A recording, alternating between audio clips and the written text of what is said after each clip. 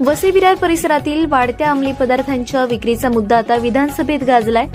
बोईसरचे आमदार विलास तरे यांनी तारांकित प्रश्नांच्या माध्यमातून हा गंभीर विषय उपस्थित करताच स्थानिक पोलिसांच्या भूमिकेवरही प्रश्नचिन्ह निर्माण झालंय। मुंबई पोलिसांकडून कारवाई होत असताना बोईसर मतदारसंघातील स्थानिक पोलीस मात्र निष्क्रिय का, असा थेट सवाल आमदार तरे यांनी उपस्थित केलाय। या पार्श्वभूमीवर हफ्तेखोरीचे आरोपही पुन्हा एकदा चर्चेत आले। या प्रश्नाला उत्तर देताना मुख्यमंत्री तथा गृहमंत्री देवेंद्र फडणवीस यांनी विधानसभेत स्पष्ट शब्दात भूमिका मांडली। अंमली पदार्थांच्या विक्रीस आळा घालण्यासाठी कठोर पावले उचलले जातील, तसेच दोषी आढळणाऱ्या पोलीस अधिकाऱ्यांवर कठोर कारवाई करण्यात येईल असे त्यांनी जाहीर केले। राज्यातील कायदा सुव्यवस्था राखण्याच्या दृष्टीने सरकार कटिबद्ध असल्याचेही मुख्यमंत्री फडणवीस यांनी यावेळी अधोरेखित केले। त्यामुळे या प्रकरणात पुढे काय कारवाई होते याकडे आता सर्वांचं लक्ष लागले। अध्यक्ष महोदय, वसई विरार महानगरपालिका क्षेत्रामध्ये मोठ्या प्रमाणात अंमली पदार्थावर कारवाई झालेली आहे।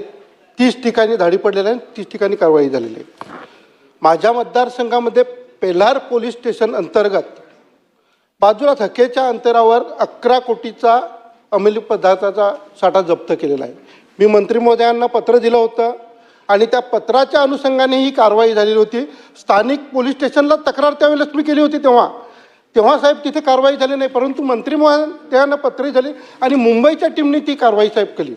आणि ह्याच पोलीस स्टेशनच्या पेल्हार पोलीस स्टेशनच्या अंतर्गत आतासुद्धा माझ्याकडे CD आहे। 2 ते 3 दिवसापासून तिथे अंमली पदार्थ खुल्या आमपणे विक्री केले जातात पेल्हार पोलीस स्टेशनच्या अंतर्गत।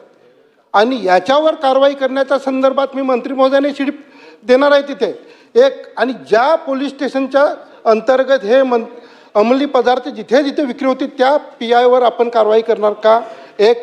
आणि पेल्हार पोलीस स्टेशन अंतर्गत येणारे जे पानाच्या टपरे असतील किंवा छोटी किराणा दुकानं असतील, इथे हप्ते घेऊन ना त्यांना प्राधान्य दिले जाते, याची चौकशी करून ना कठोर कारवाई करणार का, असे माझे स्पेसिफिक प्रश्न आहेत।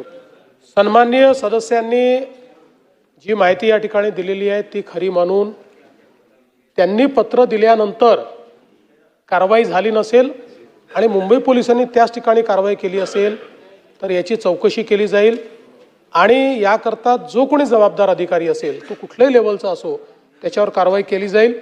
त्यांनी जी आत्ता माहिती दिलेली आहे त्या माहितीचीही चौकशी तात्काळ करण्याचे आदेश देण्यात येतील। प्रश्न क्रमांक